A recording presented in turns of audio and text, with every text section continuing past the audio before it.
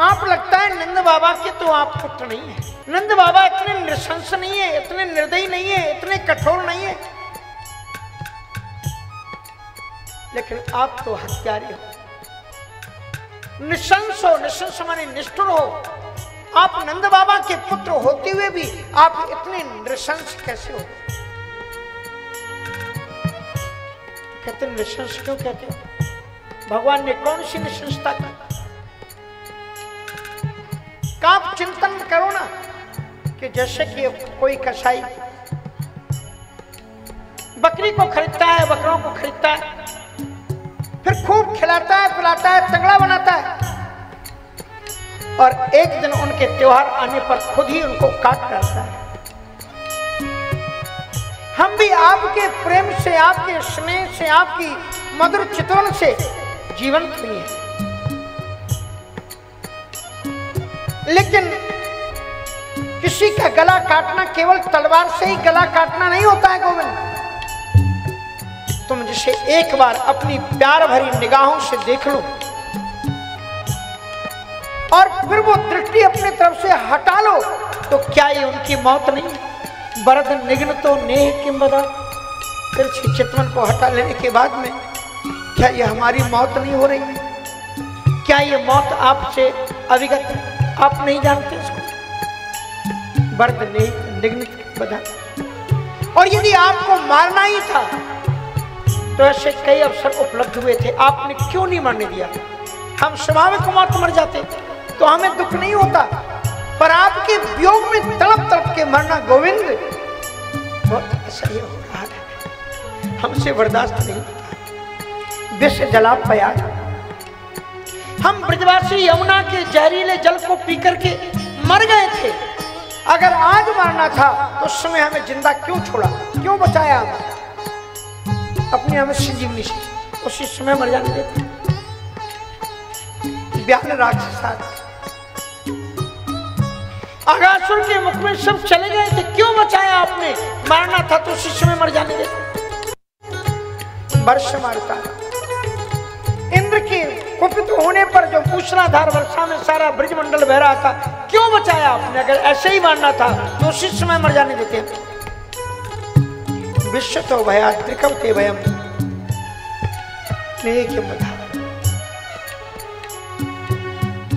न खलु गोपिका नंदिनो भवा अखिल देविना अंतरा न खलु गोपिका नंदनो भवा अखिल देना बल तेरा विखिन सारथी तो विश्वगुप्त सखे ओदे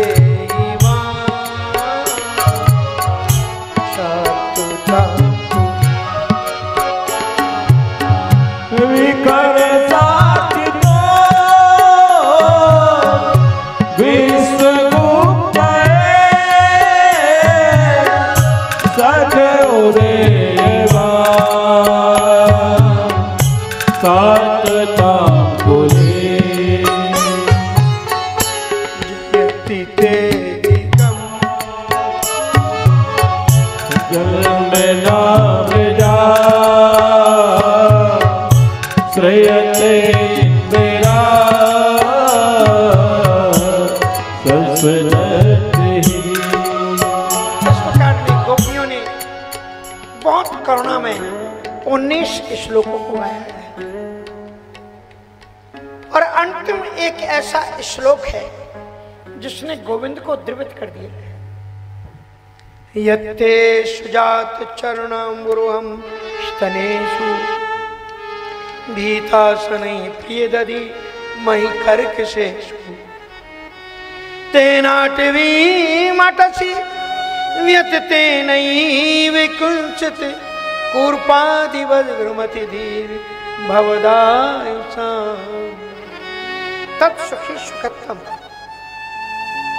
ये वास्तविक प्रेम है कि प्रियतम के सुख में सुखी होना और उसके दुख में दुखी होना। गोपियां कहती हैं कि आपके चरण इतने सुकोमल हैं, इतने सुकोमल कि उन सुकोमल सद्याजात कमल की प्रस्फुटित कलियों के समान आपके सुमनोहर चरण, जब उनको आप हमारे वक्षस्थल पर रखते हो तो हमें डर लगता है कहीं हमारे वक्षस्थल की छाती से आपके सुकोमल चरण कहीं घायल ना हो जाए। यत्ते सुजात चरणाम्बुरहम स्तनेषु भीता स्तने प्रिय दधीमहि कर्कशेषु तेनाटवी मक्तश। उन सुकोमल चरणों से आप इस कंटका की इस जंगल में आप हमसे ना मिलने के लिए छुप रहे हो, तो हम जितना जितना आपको खोजेंगे आपको उतना कष्ट होगा। इसलिए हे गोविंद, आप हमें मत मिलो, हम वो दुख बर्दाश्त कर लेंगे, लेकिन हमारे कारण आपके चरणों को तकलीफ हो, ये हम बर्दाश्त नहीं कर सकते। रुरदु सुस्वरम राजन कृष्ण दर्शन लाल इति गोप्या प्रलयंता पड़पत्य रुरदु सुस्वरम राजन। और ज्यों ही वो रोई और जब आपके आंखों में गोविंद के लिए आंसू निकलेंगे, उसी समय गोविंद तुम्हारे लिए मिल जाएंगे। तासामाविरवीक्षौरी इसमय मान मुखाम्बुजम पीताम्बरधरस्रग्वी साक्षात मनमथ मन। फिर गोपियों ने गोविंद को आलिंगनबद्ध किया। ऐसा अद्भुत स्वागत किया है गोपियों ने कि उनके अंग रग लगी हुई कंचुकियां जो उनके प्रेमास्त्र से प्रवाहित हुए आंसुओं से भीगी हुई थी, उनको बिछा दिया है, उस पर गोविंद को लिटाया। और अलग अलग किसी ने उनके चरणों को पखारा, किसी ने उनके पांव को पकड़ा और वो उनको घेर करके बैठ गई है। और एक गोपी ने तो श्री कृष्ण को देख करके अपनी भ्रुकुटी को टेढ़ा किया और दांतों को कटकटाया और फिर गोविंद की ओर देखा, मानो कि रोष की अभिव्यक्ति कर रही थी। एका भ्रुकुटी मावद्य प्रेम संरम विविवला विनिवेक्षते कटाक्षेपैः संदष्ट दशनच्छदा।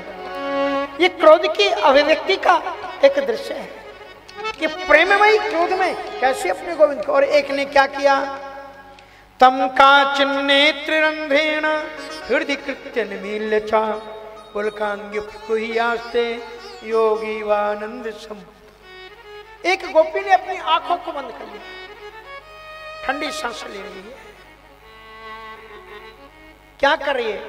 एका भ्रुकुटी मां ताम कांचन नेत्ररंध्रेण, नेत्र के माध्यम से गोविंद को अपने दिल के अंदर में कहा, अब तुम भागे थे ना, अब भाग के दिखाओ, अब हम दिल में कैद कर लेते। इस प्रकार से गोपियों ने अपने अपने भावों की अभिव्यक्ति गोविंद के प्रति की।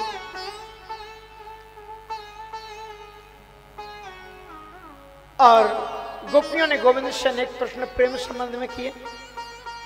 गोपी ने पूछा, मुझे आप बताइए, दुनिया में प्रेमी तीन प्रकार के होते हैं। एक वो होते हैं जो प्रेम करने वाले से प्रेम करते हैं, एक वो होते हैं जो प्रेम ना करने वाले से भी प्रेम करते हैं, तीसरे वे होते हैं जो प्रेम करने वाले से भी प्रेम नहीं करते और प्रेम ना करने वाले से भी प्रेम नहीं करते। इनकी जरा व्याख्या बता दो आप। गोविंद ने उनका अलग अलग अर्थ किया। भजन क्यों न भजनते को एक एतद विपर्यम नौ वयांश भजनते को एतन्नो ब्रूहि साधु। भगवान कहते हैं भजनते भजतो ये भी करुणा पितरो यथा। जो प्रेम करने वाले से प्रेम करते हैं वो सांसारिक लोग हैं। उन्होंने इधर से कहा हम आपको प्रेम करते हैं, अंग्रेजी में जो भी बोलते हैं उन्होंने कहा हम आपको प्रेम करते हैं, उन्होंने और उसमें टू जोड़ दिया, हम भी आपको प्रेम करते हैं। सांसारिक लोग स्वार्थ लागे करहि सब प्रीति, स्वार्थ लागे करे सब प्रीति तुर मुनि सब के हे तू रहते जग जुग उपकारी तुम तुम्हारे से असुरा। हे तू रहते जग जुग उपकारी तुम तुम्हारे सेवक असुरारी। जो प्रेम करने वाले से प्रेम करते हैं वो सांसारिक लोग, वो प्रेम करते हैं, बदले में वो उनसे प्रेम करते हैं। और जो प्रेम ना करने वाले से भी प्रेम करे वो कौन है? बोले या तो संत सदगुरु है या फिर भगवान है। हेतु रहत जुग जग, हेतु रहत जग जुग उपकारी। हेतु मानी बिना किसी उद्देश्य के संसार से प्रेम करने वाले जुग मानी दो ही लोग हैं, या तो तुम हो या तुम्हारे सेवक है, या तो ठाकुर जी तुम हो या तुम्हारे सेवक संत लोग हैं। क्योंकि ये इतते पाहन हते और वो उतते फल दे, ये केवल दो ही है। तो गोपियों ने कहा वो तो ठीक है, वो जो तीसरा है जो प्रेम करने वाले से भी प्रेम नहीं करता और प्रेम ना करने वाले से भी प्रेम नहीं करता, प्रेम करने वाले से नहीं करता, बोले वो तीन प्रकार के लोग हैं। जो प्रेम नहीं करने वाले से भी प्रेम नहीं करते और प्रेम करने वाले से, बोले वो या तो आत्माराम है, वो अपनी आत्मा में स्थिर हो गए। अब बाहर के लोगों ने क्या व्यवहार करें उनकी उसकी तरफ कोई दृष्टि नहीं, आत्माराम। यहां पर वो दूसरे कोट के वो हैं आप्त काम, जिनकी कामनाएं समाप्त हो गई। सम्मान निरादर आदर ही, उन्हें कोई फर्क नहीं पड़ता, तुम चाहे सम्मान करो चाहे निरादर, उन्हें कोई फर्क नहीं पड़ता। और बोले तीसरा वो है गुरुद्रोही, जो गुरु का द्रोही हो। और गुरुद्रोह जो हो जाता है उसमें संवेदना खत्म हो जाती है, वो समझ ही नहीं पाता तुम प्रेम कर रहे हो कि तुम घृणा कर रहे हो। इसलिए वो कहते हैं कि आत्मा रामो याप्त कामा अकृतज्ञ गुरुद्रोह।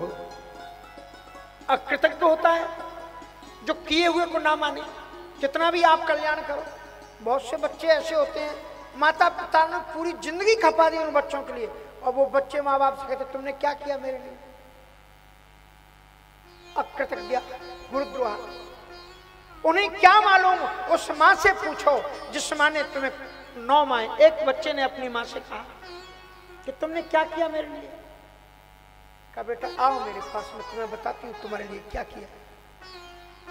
एक उसने 2 किलो का 2 ईंटें दिए और एक साफी में बांधा, एक कपड़े में गमछे में, और उसकी कमर से बांध दिया। कहा इसको बांध करके 24 घंटे रहो। कहा हम नहीं रह सकते। कहा तुम इस 2 किलो का वजन लेकर के 24 घंटे नहीं रह सकते हो। मैंने तुम्हारी 5 किलो के वजन को 9 माह अपनी कोख में रखा है, पाला है, पोसा है, सींचा है। तुम हमसे पूछते हो हमने क्या किया। इसलिए माँ बाप से कभी संतान पूर्ण हो ही नहीं सकती। माँ पृथ्वी की तरह होती है और पिता आकाश की तरह होता है। आकाश बरसे नहीं तो पृथ्वी पैदा कैसे करे, और पृथ्वी में क्षमता ना हो आकाश बरसता रहे, कुछ नहीं होने वाला है। इसलिए अकृतज्ञ जो माता पिता के कृत्यों को, अपने गुरुओं के कृत्यों को ना माने, क्या किया गुरुद्रोह। तो गोपियों ने हंस करके पूछा कि आप इन तीनों में से कौन? क्योंकि आप प्रेम करने वाले को भी नहीं मानते और प्रेम करने वाले को भी। हम कितना पूरे जीवन सब कुछ छोड़ करके आपके पीछे चले जाइए, और आप कैसे छोड़ करके चले गए? आप इन तीनों में से कौन हो भी बताओ। अकृतज्ञ हो कि गुरुद्रोही हो, क्या राम हो कि आप काम हो? गोविंद मुस्कुराए, कहा हमें मालूम था कि आप ये प्रश्न करने जा रहे हैं, और इनमें से मैं कोई भी नहीं, क्योंकि परमात्मा सबसे परे है। बोले हम तो तुम्हारी हितैषी है, वियोग के द्वारा संयोग का सृजन किया मैंने। अभी तक तुम जिस परमात्मा को बाहर से देख रही थी, और जब मैं अदृश्य हो गया तो वो प्रेम, वो गोविंद तुम्हारे दिल के अंदर उतर गया। तुम्हारे दिल के अंदर उतरने के लिए मैंने ये वियोग की लीला की। गोपियों ने प्रणाम किया और उसके बाद में फिर महाराज, अद्भुत दिव्यतम महाराज